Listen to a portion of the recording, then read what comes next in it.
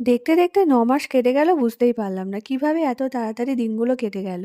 তো যাই হোক, আমার ডেলিভারির সময় তো চলে এসেছে। তো সেইজন্য আগে থেকে কিছুটা প্রস্তুতি নিয়ে রাখছি আমরা।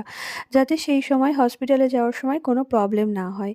আর এখানে শাশুড়ি মা তার পুরনো কিছু কাপড় রয়েছে, সুতির কাপড়, সেগুলোকে ছোট, ছোট করে কেটে কাঁথা বানিয়ে এরকম দেখো কয়েকটা কাঁথা, কাঁথা বলতে এমনি আরকি ন্যাকড়াগুলোকে আ কাপড়গুলোকে ছোট, ছোট করে কেটে সেগুলোকে চারপাশ সেলাই করে নিয়েছে।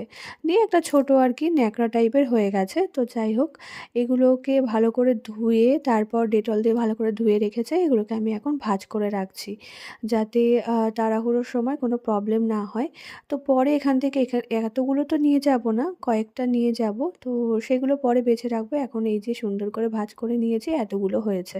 এখনও আছে, সেগুলো আবার আসছে পরে। তো ব্যাগের মধ্যে আমি সব গুছিয়ে রাখলাম।